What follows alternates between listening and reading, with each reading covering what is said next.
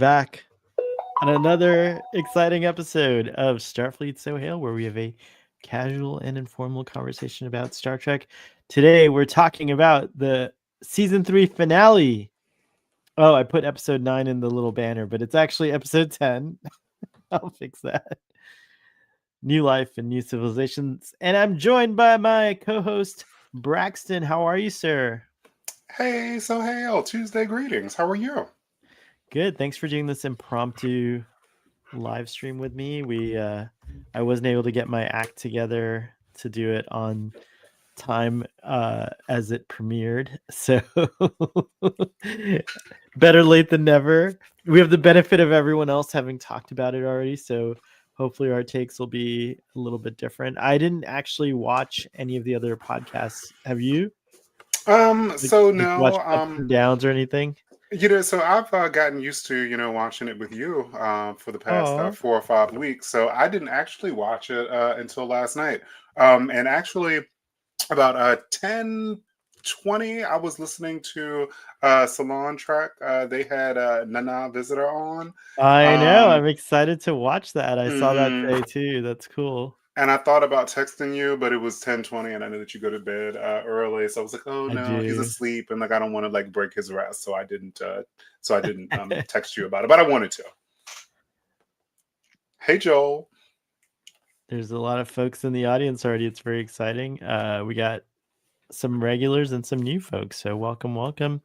Talking about Well, it's exciting. That's like a good bridge to our episode. Ooh, exciting! exciting. I thought it was exciting. Yeah, we should do a little episode summary. So this episode concludes the arc kind of the season with the Vesta, which were introduced a few episodes ago. Well, it turns out we didn't have to wait a whole other season to see the Demon Twink return, because the Demon Twink has returned. So he somehow is able to reconstruct his form.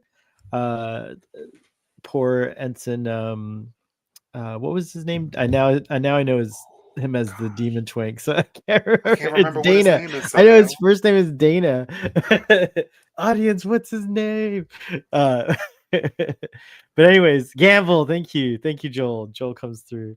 So Ensign Gamble, he reconstructs the entity. The Vesta entity reconstructs Ensign Gamble's body and uses ley lines that are these cosmic ley lines to transfer his entity to another planet called Sky Gowan, where it just so happens that Roger Corby is investigating because it's very similar to the planet where they encountered the Vesta before. And it turns out that it is one of the planets that this civilization that had ascended into immortality had once also colonized, apparently, or they have descendants from there. So Corby's just like kind of innocently doing his thing, or I don't know if he's so innocent, but he's doing his thing, and he finally gets the permission to go up to the sacred space in one of these gigantic like kind of temples that they have all over the planet. And when he gets there, they talk about some kind of like promised prophet or something like that, and lo and behold, it's Ensign Gamble, the Demon Twink, and he's got crazy like antler like structures coming out of his eyes now. And he looks just pretty cool, actually. Pretty scary. I might have had nightmares about him.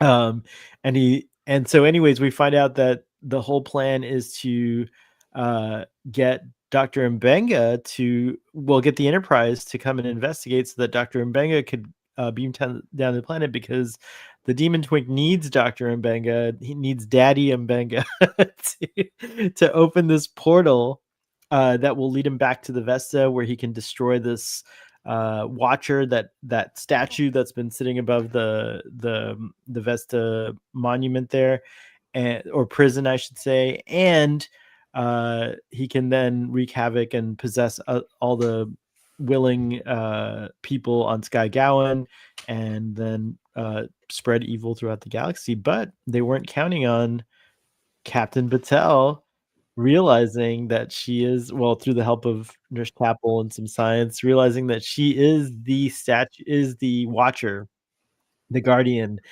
and that causality is reversed in this situation. So she's going to become that, but she already is that. So it's a little confusing, but maybe we can talk about it a little bit more. Anyways, she goes down to confront the demon twink. However, she needs something else to do it, and so she has this whole like somehow creates this whole like alternate reality in which Pike and she get married, have children. He goes off to his fate and nothing happens. He actually ends up surviving. Their daughter marries Admiral April's son. They grow old together, and as she's laying on her deathbed, then she finally, the whole time there's like this knock at the door that she keeps getting him to avoid answering, but then when she's finally laying on her deathbed, she says, okay, you got to go answer the door, and she thanks him for, like, this life and everything. And instantly, just like in The Inner Light, Pike is transferred back into like within seconds of disappearing back into the scene of the fight, and very easily, Battelle is able to re-imprison the escaped Vesda and destroy the demon twink and seal the prison, and everything's all good. And Pike's pretty shook up about this, but his crew lovingly encourages him to keep going, and they go off to season 4. All right. How'd I do? Dude, I think you did great. You hit all the good points. You so. you even remembered things that I did not. I only watched it one time just yesterday. I have now seen this episode probably 3 or 4 times, so I think I can. There's a whole lot of stuff that I skipped in the summary, but we can dive deep into it. So, what are your thoughts on the episode, and what are your thoughts on the season overall? Like, how'd you feel about it? So so I was just reading an article a couple of days ago. I forgot where I was reading it, but it was talking about how season 3 was inconsistent, how it had some ups and downs, and how like there was like a quality difference like mid-season. Now I haven't really noticed that. I have enjoyed most of the episodes, really. Um, you know, so I mean, I have enjoyed the season. I especially enjoyed getting to see so much of Dr. Mbanga. Um, as I think about this particular episode, what sticks out in my mind is that Captain Battelle really had like a Captain Marvel moment. Like when her hands started glowing, and like I feel like there was like a particular frame that I feel like she looked like Brie Larson, and I thought she was just gonna like totally light up. Um, so like it felt a little bit short of my expectations. Who knows? Maybe they like tried to do it in the effects, like they totally like lit her up, and they were like, oh. Dude, like this is like way too Captain Marvel. We just gotta like do the hands. So I gotta like I am not like Marcelo. I am not a person who loves like drama and romance. Like I really could have done without the 15 minutes of like Battelle and Captain Pike. Totally not into it. But I liked a lot of stuff in this episode. I think that somebody in the chat was talking about how beautiful like the temple was. I thought that the costuming in this episode of like the inhabitants of the planet, I thought that it was like so beautiful and colorful. Like Yeah. they kind of reminded me like a bit of like some Indian clothing that I've seen, but different, but I thought it was really beautiful. So yeah, I liked a lot of things about this episode. I liked like the what's it the formal event that they had at the end, and like Scotty showed up in his kilt. Oh, well, in the beginning, it was he just wanted to throw like a little party for Battelle, but like whenever he does like one of his captain's dinners, there's a trick that the season crew likes to play. Remember they did that to Uhura in season 1, like in the first episode, I think that was like they made her dress up in her dress uniform. It was Ortega's who made her dress up in her dress uniform to go to the captain's dinner. And it turns out that it's not a formal affair. Actually, you should dress more like I'm dressed. The audience today was commenting on my casual and informal Miami slash Riza wear. But but so they played the joke on Scotty this time. And that, by the way, was one of my favorite moments. Seeing Scotty in the kilt and his dress uniform made me instantly see him as my episode husband and possibly my season husband, actually. So, Oh wow! Oh wow! Yeah, Okay. he's such a dashing young Scotty there that they've got going on. But yeah, that's what that was. Braxton, in the chat, there's a question that Jill was asking where she thinks that Gamble might be too robust to be a twink. He might be a twunk. What do you think? Is he a demon twunk or a demon twink? You know, I think I he's still agree. I twinky. think that You think he's too? I think that he's kind of thick. I mean, you know, you see Okay. like those because I mean everybody's wearing stretch pants now. I mean, you like, you know, his thighs don't look spindly. Like his chest doesn't look like concave. So yeah, I think that twunk does fit. All right, so we are designating him as the demon twunk from now on the Oh, and show. wow, and what a way to reintroduce Gamble. Like, when they put him in the transporter buffer, I said, you know what, this seems like a bad idea. But like, what else could they really do with Right. him where he wouldn't get But they out? didn't really put him in the transporter buffer. They put the demon part of him into the buffer. The demon reconstructed Gamble from all his different transporter signatures. Mm, mm, So that's actually an interesting thing because transporters technically, I'm not 100% sure about this. There's two different schools of thoughts on this, but one of the major kinds of ideas is that about how the transporter works is it actually destroys you and then rebuilds you on the other side. So every time you go through, which is one of the reasons probably why Dr. McCoy doesn't like using the transporter, is that every time you go through a transporter, you actually are like your body is gone and then it gets reconstructed. So like you kind of died, maybe. I don't know. mm, It's a really weird thing to think about. mm, mm. That's why I agree with Neil deGrasse Tyson. Why don't we just do portals? Why worry about storing all that information that would comprise a human being and then rematerializing it on the other end? Just create a portal, and then like in Star Trek Picard, portal tech, just like a little hole that you walk through, and then you're there, right? Which is, I think, what the Iconians used to do, which is what we see here in this technology on the Vesda homeworld, and also, I mean, the Vesda prison planet, and also here on Sky Gowan. So different kinds of technology for different kinds of things. At the party, didn't you think that La'an and Uhura looked really cute? They did. Do me a favor and vamp a little bit. I have to deal with something. Sorry. Oh, okay. Make it show.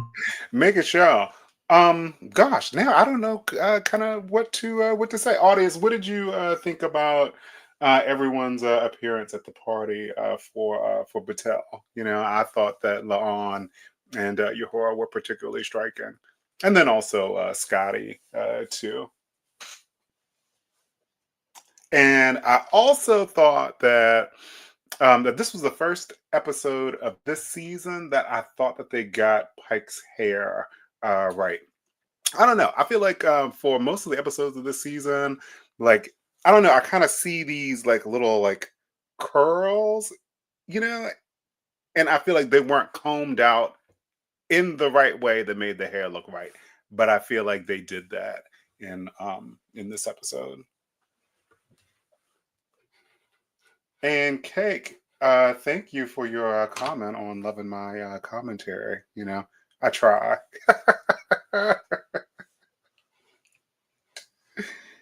Where does the Catra go? Does it get beamed up too? I saw that question in the Facebook. Oh, Sahel gonna have to talk to you about that, Jill. I don't know. Party clothes are great. Love Uhora's look. Yep, I totally agree, Joel. I like to see people in casual gear as well. Cake. One thing I think, like, look, I feel like sometimes now they just look so close to the clothes that we wear right now. Like this far into the future, like, I mean, what are people gonna be dressed like? I mean, in the 1800s, I feel like people dressed way different than they do now. So I don't know. Hey, Dave. So just popping in from work. Hope you had a great work day. Cake. Pike's gray streaks are perfect little waves. Too perfect. Okay. Okay, you convinced me.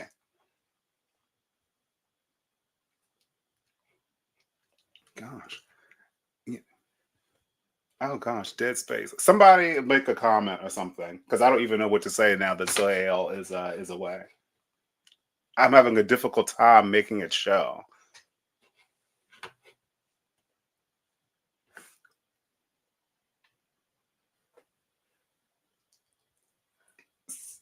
Okay. Oh, let me catch up to it. Um,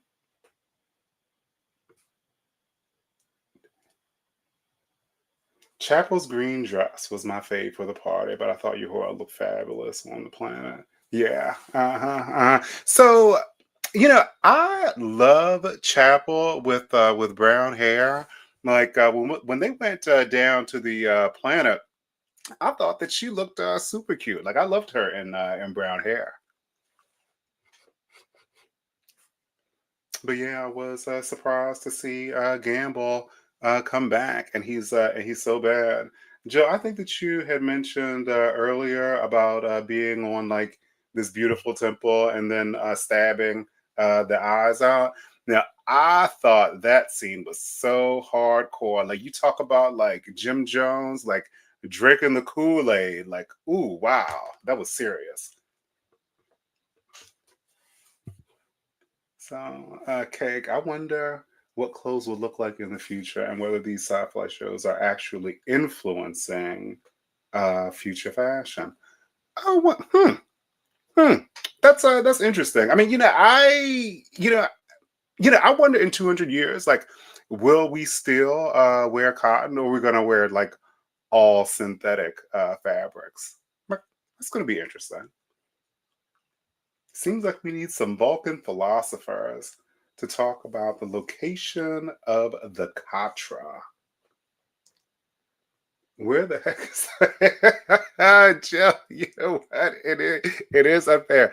Like I'm like sweating. I'm like pouring buckets, and it's not helping that Esri is sitting here. I feel like cats are like babies. They just like sit on you, and then they just like generate heat. Post episode, there will be a bunch of blind people in supportive groups on Sky Gowan. Oh, okay, okay. Thanks, Joel.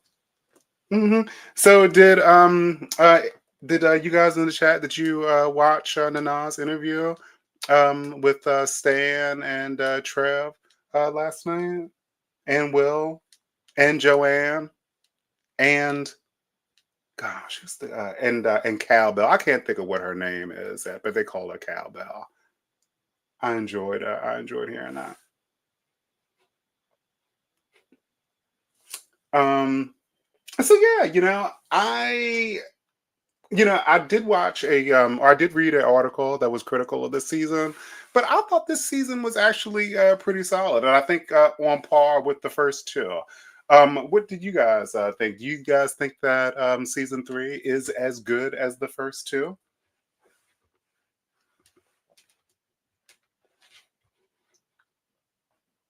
So Joel, so like so I didn't see all of her interview. Like I only caught about the last 20 minutes. Um, you know, Will was really good. Like Will had a lot of good and funny questions for her. Ben, season two is your favorite. Okay. Oh wow. So Jill, you only like two of this season's episodes? Like so what episodes did you like? Did you like um the episode where Dr. Mbenga fought the Klingon lady? I actually really like that episode. I feel like some people were like ragged on that episode, but I don't know. I kind of liked it. I think season two is still my fave. Nothing touches those old scientists. Huh. Okay. Okay. So I definitely like the first two seasons much better. Too much romance this season. Cake, I agree with you. Yeah, I mean, I'm totally down for some romance. I mean, that's just like a part of our experience. But I'm not a person who watches like drama and romance. Just generally, I like action. I like sci-fi, and so like an episode of like that's like 50 minutes or an hour and like 10 or 15 minutes is just like this like sloppy stuff, like this sappy stuff. Like, oh, I just can't stand it. Like, why waste my time like that? I did not particularly enjoy that stuff, and then like them like living their whole lives. I've only seen the episode once, and maybe Sohail can give me some perspective on it, but I just didn't see like I mean, I guess like maybe she wanted to like have the opportunity to like live her whole life, and like she kind of did, and just like those 90 seconds with her powers. But I didn't particularly like love the scene. I'm like, like what the hell am I watching? Braxton, you are paying us too much attention and ignoring Ezra. I've seen the claws come out a couple of times. Esri is so greedy for affection. So probably about 2 months ago, like he was sitting on the couch and then like he did like this gesture, and then I responded to it. And ever since then, he's just so needy and he just like always reaches. He's like, oh, like pet me. Oh, I got behind us. So let's see. Akiba thinks Trek is love stories in space and that it's super fun. Hmm. Okay. Okay. Love stories in space. But I mean, I think that we've had some good and enjoyable love stories in Trek, haven't we? I think that Kira and Odo was a love story that I particularly liked. Um, and I say that I don't like sappy stuff, but in Deep Space Nine, like I liked seeing Cisco and Jennifer in that first episode. And then I also liked like because I feel like there's like episodes where like she would come back or something, like she would be like on a holodeck, or like some alien would be playing like games with him, and like Jennifer would be there. He'd be like, Jennifer! Like I used to love that. Um, so I mean, that's kind of sappy, but I mean, let's see. Inside the actor studio with Will. Yeah, it totally was. Like I really enjoyed hearing Will ask his questions and like be so fun. Oh, Wanda, your top three is good, and the finale is number four. Oh wow.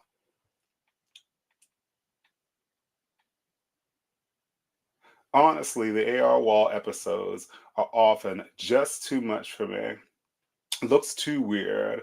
A million moving parts. Super artificial seeming. Sorry to be negative. Jerry, I think that that's like a cool assessment of it to have. So I don't mind the AR wall. I think that it's a cool piece of tech, and it's the technology is only going to get better. So when they have like another one in 5 or 10 years, it'll be even better.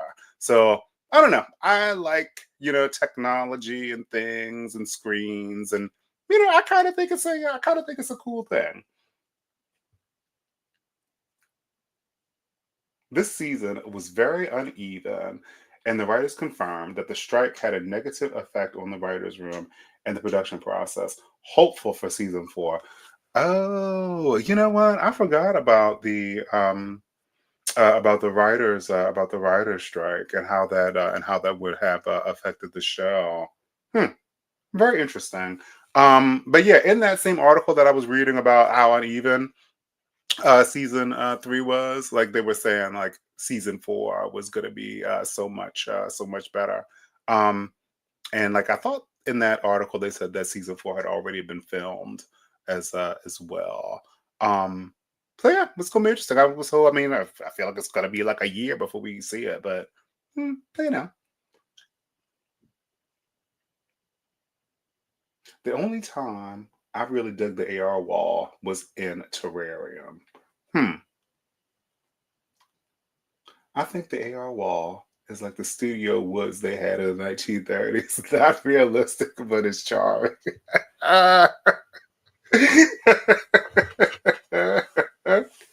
Hey Art, how are you? Joe, thank you. Oh, so Hale's cat has cornered him and demanded tuna. Oh wow. I mean, I hope that Arthur isn't that demanding. Wanda, thank you.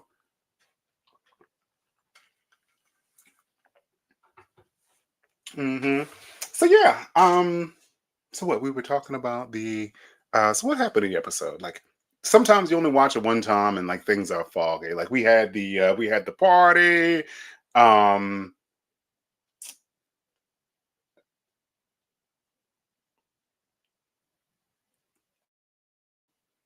Braxton, what other sci-fi are you watching these days? Cake, the only other sci-fi that I'm watching these days is Alien Earth.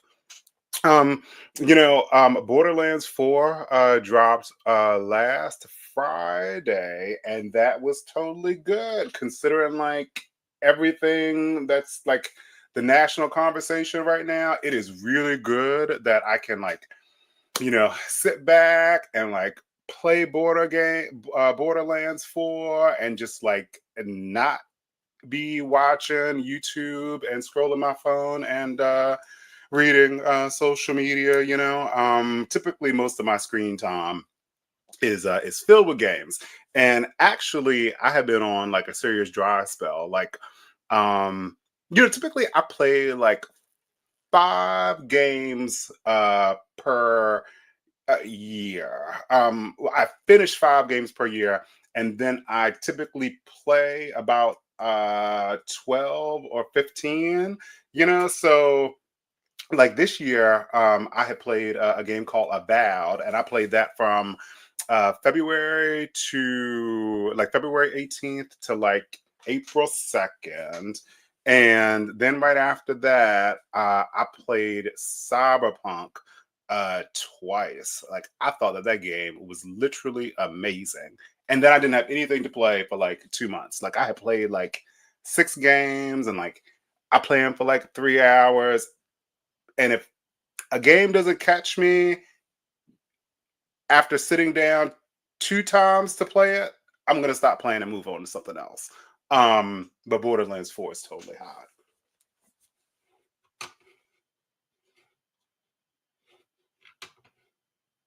Will you listen to Con audio series? I think that I think I certainly will, because I don't really have anything that I'll be watching now. Now I was just rebuild um by Paramount, but I have actually been thinking of canceling my Paramount Plus until another Star Trek show comes out. So I'm not really watching anything. So I think that I will. watch the con, or we'll listen to the con audio series. How about everyone else? Are you guys planning to listen to it? Pelia does a vampire voice, according to Scott. I need to hear that. E- I mean, doesn't she kind of already have like a vampire voice? Like, I don't know. Like, I feel like her. I don't know what her accent is, but she has a really interesting sound. Or three. Hope four is much better. Hopefully four will be much better. Yeah, we all need breaks from the news these days. Yep, cake, that is true. Maybe a real Doctor Who crossover. Oh wow. I so like a new Doctor Who with Shuti Gatwa. I did watch episode one, but it didn't grab me. Like people have been telling me forever that I should watch Doctor Who. And then I said, okay, well, like Shooty God was in it. And I liked well, I didn't like really watch Sex Education. I just like saw like a few shows and I think that maybe I had seen it in something else, so I wanted to give it a shot. But I didn't particularly appreciate Doctor Who. Um I don't TARDIS kind of threw me. It's like, you know what? Like they go into the thing and then it's like huge on the inside. Ah, you know, I mean, I guess Discovery was like huge on the inside too. They were like going all around like the little things on the inside of the ship. But I don't know. That was just crazy. I just continually replay Stardew Valley. Is Stardew Valley a phone game? I've never played Stardew Valley. I used to play a tennis game on my phone probably about a decade ago, but I generally am not a mobile gamer. I generally play on console. I have a Switch, an Xbox Series X, and a PlayStation 5. Oh my gosh, you did. Can you hear me? Yes. You did such an amazing job. I had a crisis. I've never had a crisis while being. No, I wouldn't say I've never had a crisis while being on a live, but I really appreciate that to you and the audience. Look, I even had to turn my regular lights on. It was terrible, dude. I got terrible stage fright. I started sweating You and I did? could not remember Uh, anything. you're Like kidding. all You I were could fine. talk about was like video games. I couldn't hear like the conversation like in a dedicated fashion, but you seem to be doing good and the chat's lit up like they're vibing, so it's good. I That's heard good y'all then. we're talking a little bit about con. I see the chat's talking about con and things like that, and uh wow, so No. where did we leave where did we leave off? So I guess they helped to carry me through. Like you have such a good and supportive audience. Thank you so we much, do. guys. You get the bridge clap, audience. Thank you so much. I really appreciate it. Thanks for making it show. I don't know where we were, so if I repeat something, just let me know. But what did you think of Pike and Batel's story? And what do you think? Do you think that a lot of people were speculating that Battelle was going to die? This is kind of like a death, is it? Or do you think there's room for her to return? Like, what do you think? How do you Mhm. feel about how the Pike Battelle story wrapped up? And audience, You obviously, know, this is for you too. haven't we seen like a star or a science fiction or a Star Trek story where someone is like a corporeal being and then like oh no, a corporeal being is like a person in a body, right? Right. Right. So non-corporeal is what And she's then they describing. become non-corporeal, and then like they're just like another level of like consciousness and being, and they can no longer be like involved with like small things with like limited lives like us. So now that Battelle is gone, like I think that she is, and she knows that she's something greater. She's like, oh, like I have the skills of like all these people, and like I'm supposed to like be the defender of this. So she knows that she has a higher purpose. Um, so I mean, part of the reason I didn't like the Battelle stuff is because, like, I don't know, I was just feeling like, oh my gosh, like he's so in love with her. Like, why does it make any sense? Like, I guess the Battelle stuff was good enough. I have not totally loved her, but I loved that she got her Captain Marvel moment. I was kind of hoping that she was gonna do a little more, like give him a little like pow pow pow, like shoot some shoot some beams or something. But it was good enough. I think the Pike and Battelle were my favorite romance. Like all the other romances this season, like I'm kind of like whatever, like the Uhura and the Chaos Twink wasn't working for me. Spock and Leon don't really work. Spock and Chapel weren't working for me either. But I was really interested in this romance. Like I did like that. I thought it was like the only romance that we didn't know the outcome of, if you will, although we suspected. I do think it's interesting. Pike has this destiny that's, pretty horrible. Like he's supposed to, you know, he does something wonderful, which is rescue these cadets, but uh, his life is completely impacted in a way where he's wheelchair bound and he can only beep like after the accident. Like he's not able to communicate in the way that he's used to, and so on and so forth. But the Telosians give him a second in Menagerie. The Telosians give him a second chance.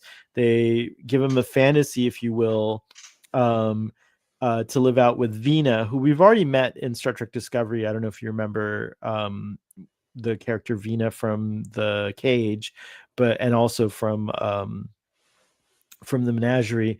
But we already met Vina before in Discovery as well, and that's who Pike's going to end up with. He's going to end up with Vina, and they're going to like live out their days on Talos, in this fantasy world where he's like, he can do whatever, they can be wherever. It's like, a holodeck times a million. So I thought that was interesting that Battelle did the same thing for him in a weird sense. Like she gave him a whole life. Like, and it's unclear as to whether it was an illusion or if they actually lived that life together and then she was somehow able to time travel back. Like there might be temporal shenanigans going on or whatever. But I really just felt like more sad for Pike because it's going to happen to him twice. Like it's happening to him twice in a sense. Like he just had this like wonderful experience of a life like in the inner light, but then while he retains that life, it's not the life he's going to live. He's eventually going to still go through this accident, and then he doesn't know this, but we know that he'll end up on Talos 4 with Vina.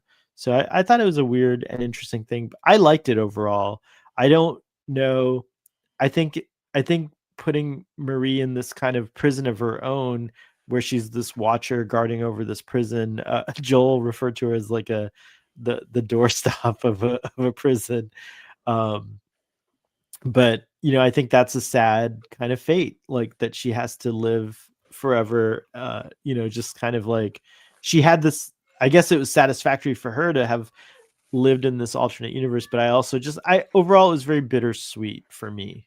Would you have preferred that she died in battle against I David? would have preferred that she vanquished the demon twink, and just simultaneously be the statue at some future point and continued on as herself, you know, living and doing other things. So that's what I would have preferred. But I still like the ending. But I would have preferred some.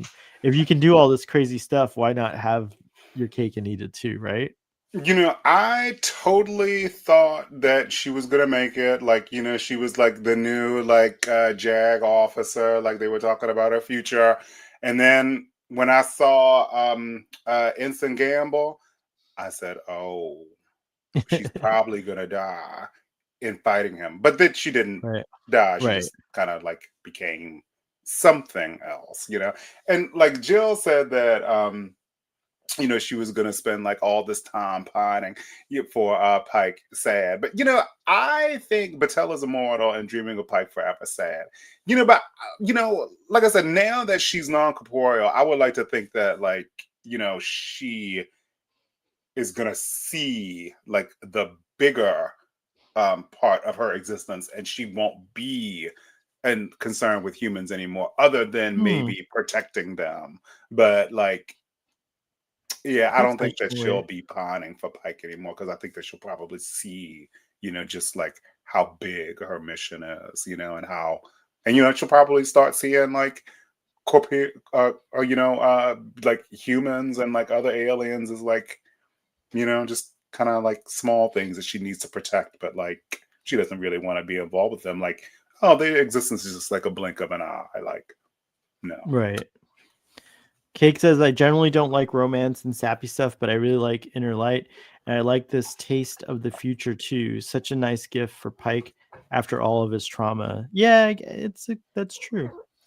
Important job, but so tough. I hope she is able to at least chat, if not berate her prisoners. That's funny. She, like, she might be torturing them constantly. That's like she's giving them, blasting them with good energy and light. Um, But Mattel gives those, Pike a kid and long. What were you gonna say? oh no, I was gonna say like those aliens are so bad. Like they need to They stay in are. those prisons. Like They they're are like possessing the people. origin of Like, evil. Yeah, I know. Battelle gives Pike a kid and long life, and the Telosians give him Vina and maybe Sir Nasalot or Tango. It's funny. Um, Cake says, Jorg translated some of the Swahili, and I think it applies to Battelle looking for it now. Oh, cool. I love this little horse emoji. Art says, I would like to see an episode where Spock goes back to Talos and picks up Pike and Vina and gets them android bodies. Oh, hmm, that's interesting. well, Spock couldn't do that, but certainly Burnham could. She's like in the 31st century and they've already mastered androids and holograms and all kinds of stuff by then. So, Oh my gosh! You know what? How did I forget about my favorite scenes until now? Like the Spock Kirk mind meld, and then they were oh like yeah, I wanted in to talk about perfect that. sync as they were like flying and shooting. Beautiful. Some It people might was think it's corny, but I thought it was no, beautiful. I thought it was a really great and fun scene, but it kind of bothers me that they couldn't come up with another way or a little extra explanation because technically Spock doesn't do a mind meld on a human until the original series. He says something like in this Dr. Van Gelder who's crazy, he has to like mind meld with him and he says something like this is my first time doing a mind meld on a human or whatever. Mhm. And he had done a mind meld with La'an, but we thought it was like a loophole because she's an augment. So okay, maybe not quite human, right? But Kirk is definitely a human. So just I'd like to I wish there was like an explanation where they were calling it like maybe a mind sync or something, not like a full mind meld, just to kind of like explain it. But whatever, Mhm. that's just me being technical or whatever, but I loved every bit of it. I also loved how people were reacting like to their friend, like how into each other they were, like even Mhm. before the mind meld, like Spock and Kirk are talking and Kirk says something like, oh, you really get me, Mr. Spock. And Ortega's is like, okay, should I be leaving? Should I be here? Like whatever. And Dude, then later, and then later with La'an at the end when she comes and then he's like teasing her about like the knowing like dancing. the dancing and stuff like that. Like she also looks awkwardly at Spock and Kirk, like, oh no, now there's two of them, that kind of thing, or something like that. It was like very funny. So I did appreciate that. I do think it's a little bit like, obviously this is their like dream come true. Which writer wouldn't want to tell this story? I would do it a little bit differently though, just personally, but I think it is fun to see it materialize. What were you gonna say? Oh no, I when Kirk mentioned the dancing to La'an, and then like I feel like she left, and then like he turned to the camera, and I feel like he had like a longing look, like he like longed to like dance with her, you know. I mean, hey, you know, dude, I love La'an, dude. I want La'an to have everything, dude. She's great. But I do also think, by the way, is it today or yesterday was Spurk Day? It's like first the Spock Kirk relationship. It's been a source of lots of fan fiction, and people like me believe that Captain Kirk is Spock's one true love. Uh, the Mm. Enterprise is Captain Kirk's, of course, so it's unrequited in a way. But I think obviously as friends, they love each other dearly. So Spurk, Spock and Kirk. But yeah, I'm glad you brought that up. I did think that the synchronizing was really cool. I thought that like the whole concept of like how they came up with opening the portal with the two phasers complementing each other was really cool. I didn't like that. There was one other thing that I didn't like about it, which is Captain Pike reaches out to the Farragut or whatever, they contact them, and it's Kirk who answers, and he's even answering for the captain. Like, it would have been okay, I thought, to just have the actor who's playing the captain do that exchange and say something like, Commander Kirk will take over, on this mission from here on. I'm going to give him a chance to like lead this like really important mission because he did so well with the previous one. So I thought that would have been neat. All you do is you see her in the background sitting in the chair, and she has no lines. So I thought that was kind of disappointing. What about you? Hmm. Um, that didn't particularly throw me too much. I was like, oh, okay, well maybe like it's like a night shift or something, and like Uh, she's like resting, that's a good off duty. explanation. Maybe that's it. She's just off duty. But then like, hey, you know what? They were like, hey, like all this money is on the screen. We can't even like pay the extras this week. There was a lot of money on the screen. It's true. You're right. Joel reminds us, "Be gentle," Kirk says to Spock. That was for the Spurk fans. That's true. That was. Mm, mm, mm, Art says, mm. "I picked up a big fan Spurk book that was very adult to the extreme in the 70s at a New York City convention." Wow. Oh wow. Really erotic Spurk fan fiction? Oh yeah, that's the whole thing. Like that's how it all. That's there's a lot of it out there. So yeah, have you read some of it? No, I'm not like I'm into the concept of it. I think it's fun, but I don't think I want to like actually read like, hot scenes between Kirk and Spock. Mhm. I think like that's actually a good question. What is a good what do they call it? Shipping. What's a good ship? That's like a ship, right? Like shipping Kirk and Spock, but like I'm trying to think my favorite. I think Crusher and Picard are definitely my favorite ship. Oh, I think that's the one. we were Yeah, talking like about this during the break. Some of our oh, okay, favorite okay. Trek romances. So yeah, Crusher and Picard are my favorite, and that happened kind of, sort of. Mm, Uh, Art says mm, there's drawings in there too. I have seen some naughty things on. You can't help it. Like there's a very thin line on Twitter or X between like everything you see, and then all of a sudden it derails if you type in the wrong search. Like I posted this thing about Bush on Maine.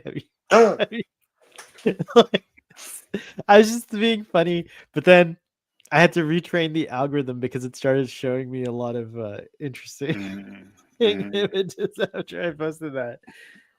I think that my favorite Star Trek romance is Kira and Odo. Like, I love Oh, Kira and that's a good Odo one. Yeah, together.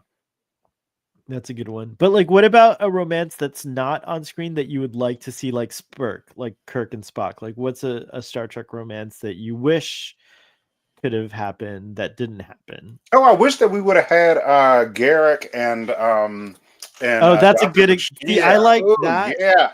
I I like wanted that to better see than Garrick and Spurk Dr. personally. Bashir. That's what I wanted Which, to see. but it happened in Lower Decks, remember? So we did get to Mm, see it. So Mm, that's good. mm, mm, mm, But that's a mm, good one. I mm, still think it counts. Tenderford, that's a good one, Jill. Rutherford and Tendy, that never came to pass, so that would have been a good one. brother, yeah, totally sure. What about uh, something from like Enterprise? Like who would have made like who would me and Captain Trip, Archer have been me good and with? Trip Tucker would have been a good romance on Enterprise. Totally, totally, No, totally. But Reed and Trip, I always thought like had a good kind of tension, Mm, mm, mm. or maybe even I don't see Captain Archer like with any of the crew actually. For some reason, he just seems like a father figure to me. So he doesn't seem like he seems like a universal father figure. But I you would know love what? not to go Mm. on this. We're already on this tangent, but I would really love if a President Archer series came true, even if it's a limited series. That would be a really neat gift, I think. Dude, I'm totally on board with that. You know, Scott Bakula is so good. I would Mhm. like to see him in more things. Strip the Starfleet, so hail Trip Tucker ship. Art says the middle-aged ladies that wrote and were selling it really questioned me if I really wanted to buy it. Do you know what this is? They thought only other middle-aged ladies would like it. That's funny. I love that. I love they're like, that. they're like, sir, are you sure? Do you know what this is, young man?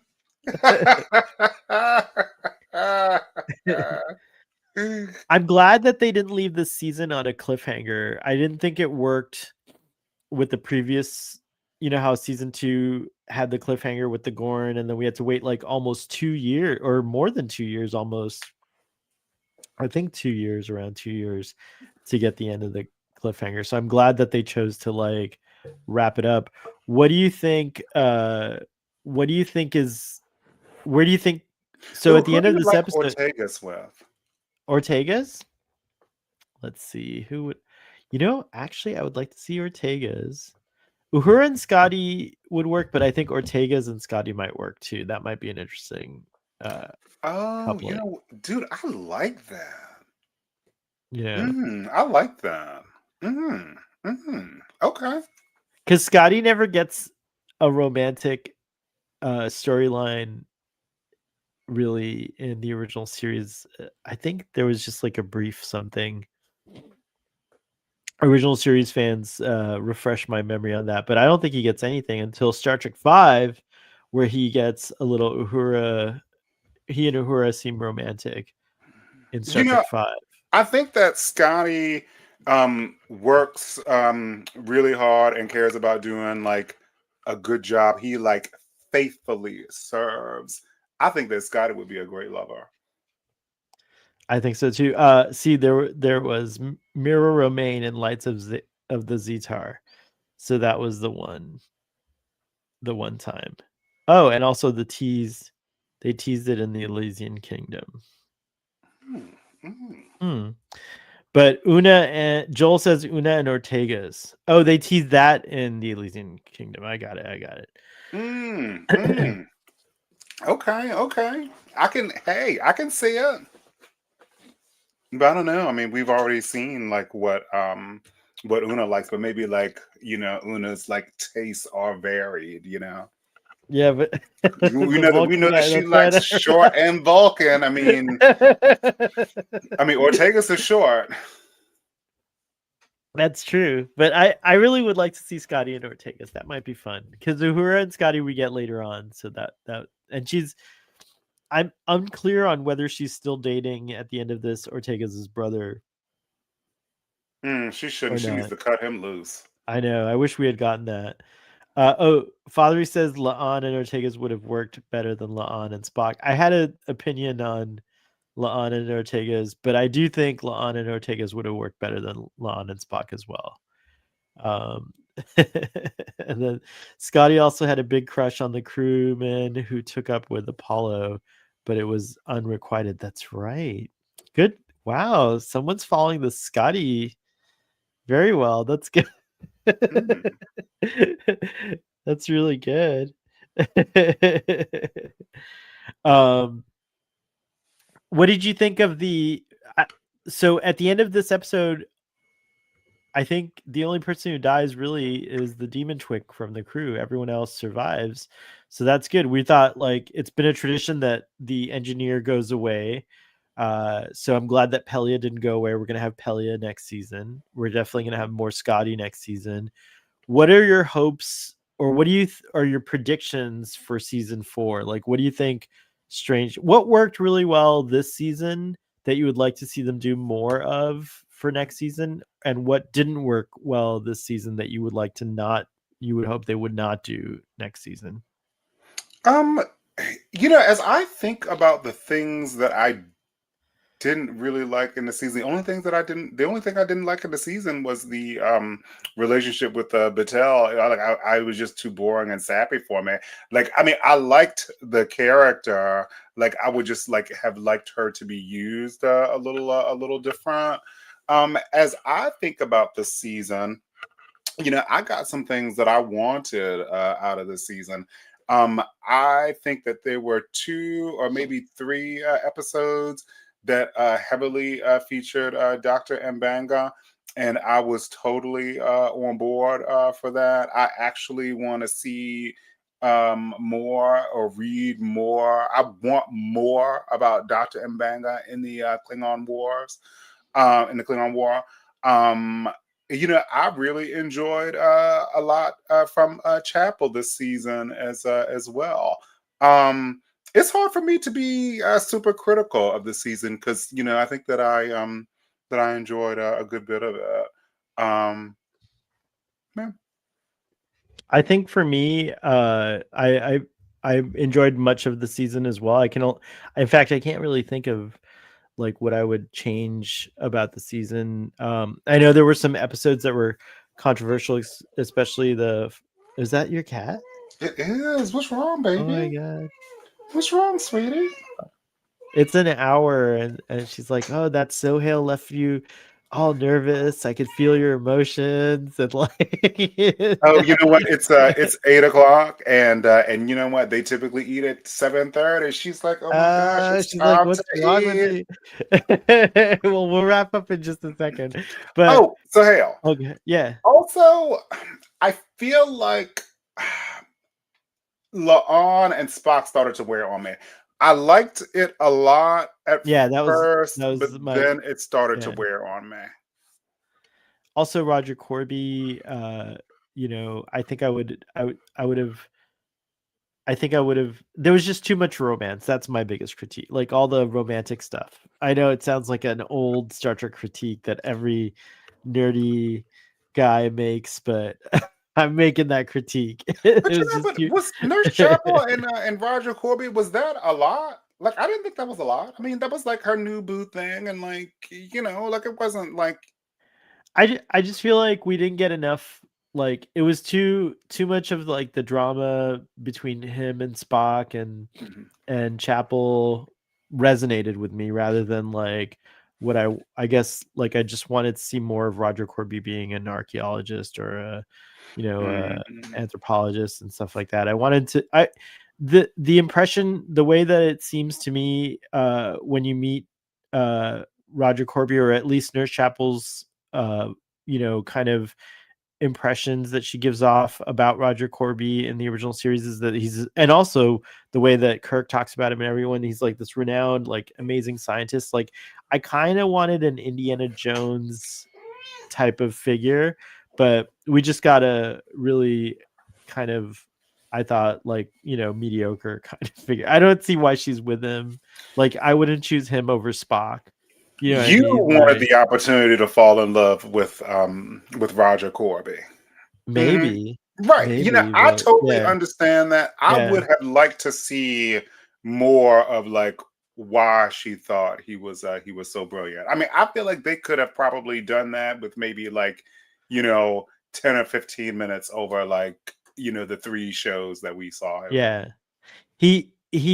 I get that Roger Corby makes mistakes and stuff like that, and hence why he disappears and like why he becomes this android or whatever. Like he has this like drive to become immortal, but I would have liked to have also seen more of an impressive like scientist, researcher, like all that. And he just seemed to be like very jealous of Spock and kind of fighting with him. And I don't know. I just thought I would have liked Spock to have been impressed by Roger Corby. It would have been neat if Spock was like, "Oh, I get why she's with Roger Corby." You know what I mean? Like that guy is really cool, and I didn't get that impression about him. Mhm. My hope for next season, my one big hope is Cybok. I'm just obsessed with seeing Cybok. Oh wow, I they know. really left that dude. Oh wow. I know. That's like Mm, now I'm gonna be waiting. Yeah, that was like the mm, that was like the big thing that I really mm. wanted this season and I didn't get.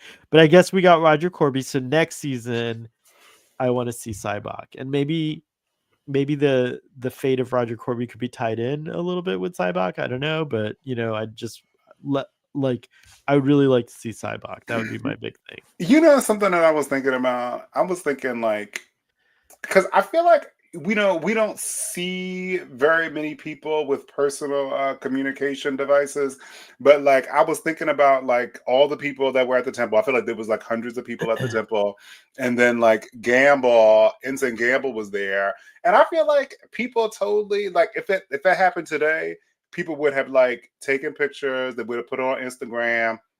Like Gamble's mom would have seen him on Instagram with his eyes burned out.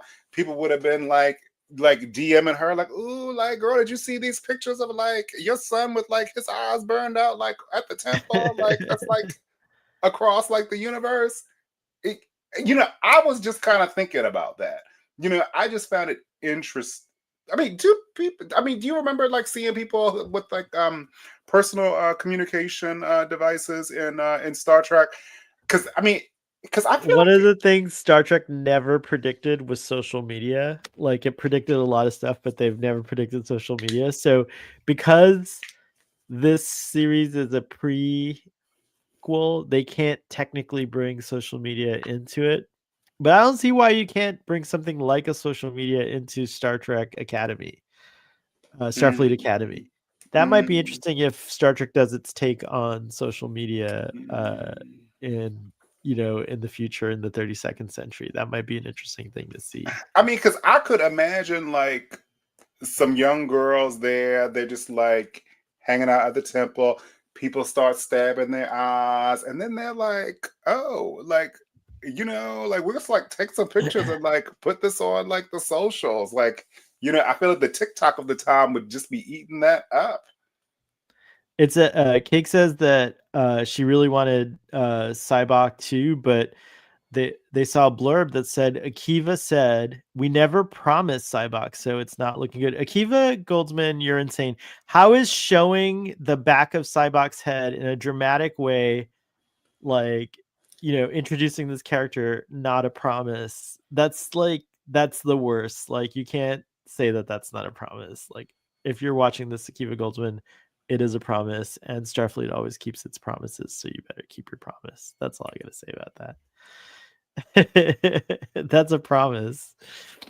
I disagree. Uh they tease. It's true.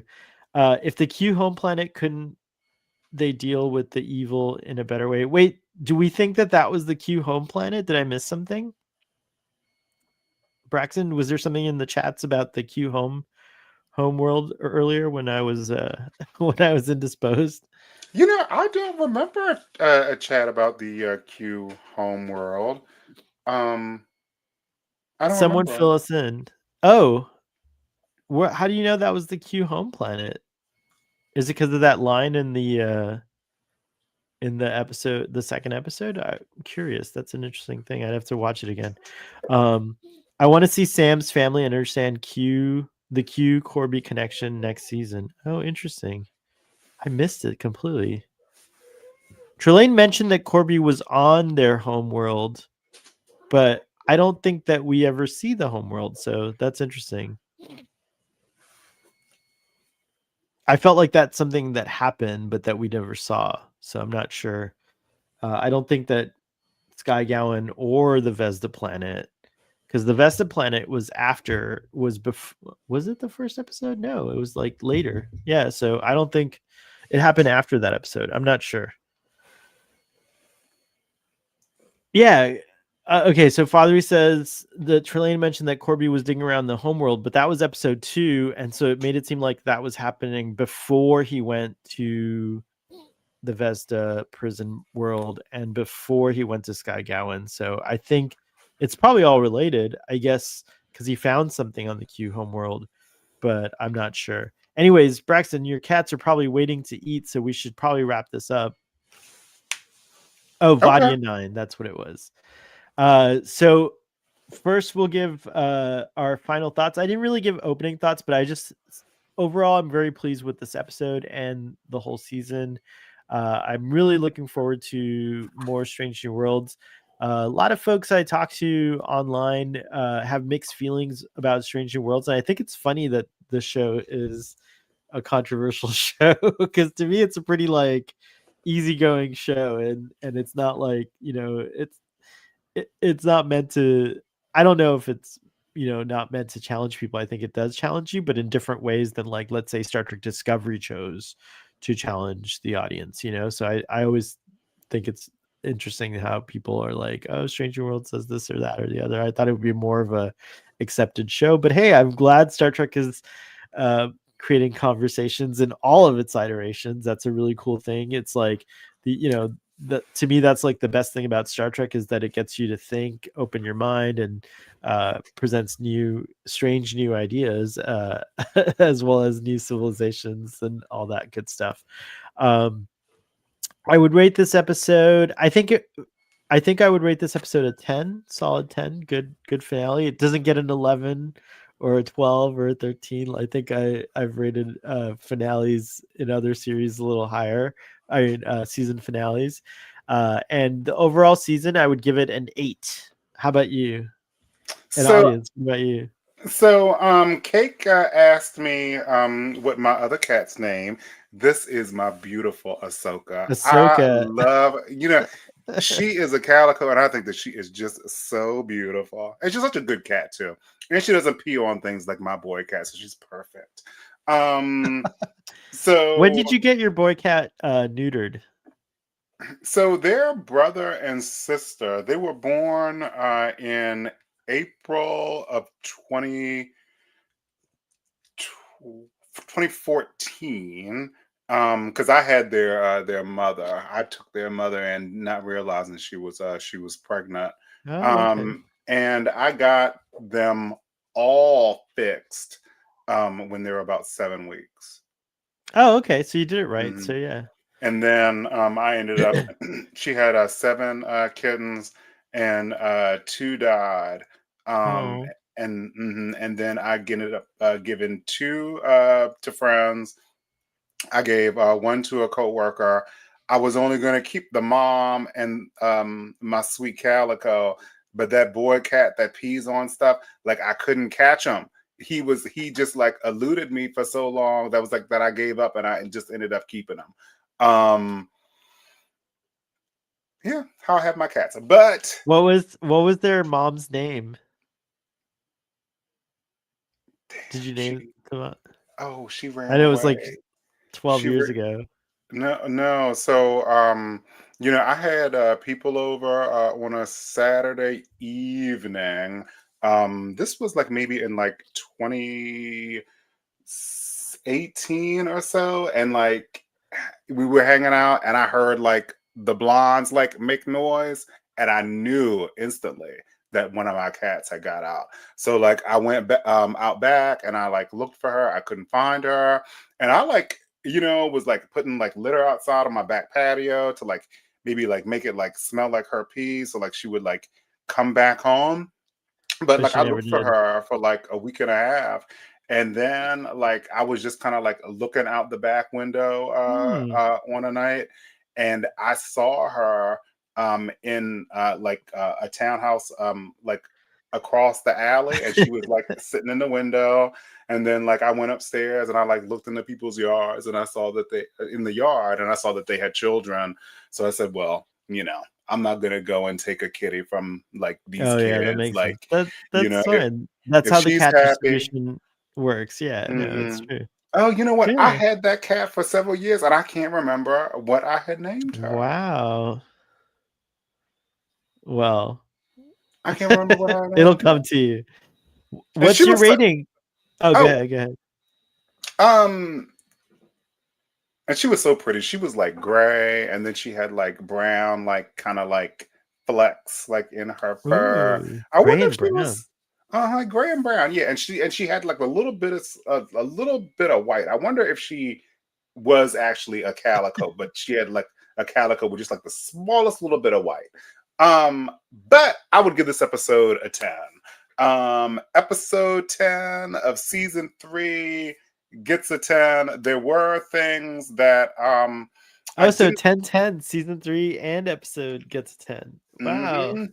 There were some I could have done without 10 minutes of the Battelle stuff, but I loved that she had a Captain Marvel moment. Moment. Overall, I did enjoy season 3. I did tell the audience that I might unsubscribe from Paramount Plus until there's a new show. But I am certainly going to rewatch a bunch of these episodes, specifically the Dr. Mbanga episodes. I thought the season was great. I enjoyed it. Very cool. Very cool. Well, it's been a pleasure. Thanks for filling in for Marcel, but then sticking with us through the whole journey. It's been a pleasure having you. I look forward to our next podcast. I think we're going to do a couple of these after darks Oh, because dude. of So Alien when is Earth. Alien Earth off? Like we need to do Alien Earth. We need to do Alien Earth.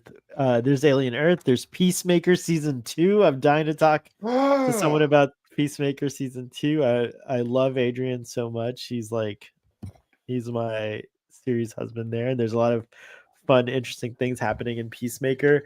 Um, I feel I like also everybody's want to. talking about how gorgeous John Cena is in this season of Peacemaker. Is it like? I mean, is it true? Like, is he any more gorgeous than the first season? I personally think John Cena is like just he's a good looking dude, but he's not like my type or anything like that. Although I will say I'm very impressed with him as a person because he was in an interview and he was talking about coffee in such a passionate way, like that he like really understood coffee very well. And I was like, wow, he's like a connoisseur of coffee. And he looked so good. He was talking about it in a suit. So he looked so good in it. So I was like, well, does look good. But Adrian, the vigilante, that's my guy. The You know, guy. I had heard a story about all the work that John Cena does with the Make a Wish Foundation. John Cena just you know I like John Cena a lot, even though he's just kind of like always himself in his acting roles. I just think that he really like cares a lot about his fans. That he seems to really go the extra mile to reach out to people who are aware of him that like don't have access, like just like coming to see like kids and stuff like that who are in hospitals. I think that that's a really like a nice thing to do. Yeah, he seems like a really great guy. So I support him. But he's Peacemaker is who he was meant to play. I think that's a character that he embodies really well. So yeah. Have you did you watch season 2 yet or not yet? Not yet. Mm-mm. Okay. So yeah, there's a lot of good stuff out there to watch. And we'll be talking about I know tomorrow Father's going to do a deep dive on the first 2 episodes of the Con series, so I'm going to be doing some conversations about that as well. Maybe on an after dark or a random stream or something like that.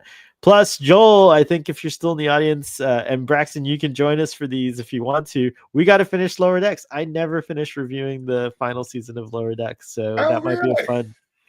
a fun thing to do together. Mhm. I thought the 3 of us worked really well last week, so maybe need to do more discussions like that. And Marcelo, I hope you're feeling better, buddy. Get well and come back. Come back. Audience, thank you so much for tuning in. We had a steady audience the whole time. So Braxton, thanks for saving the show. I know we could have talked about a lot more about this episode. I'm sure we will come back to it at some point throughout our discussions. Maybe maybe we'll do a redo in After Dark. But I can't wait to go back and listen to like the 20 minutes that you were making it show for me. I really appreciate it. You have to cut it. No, it doesn't get cut. I'm sure it was fabulous. Live long and prosper, everybody, and we will see you next time. Thank you.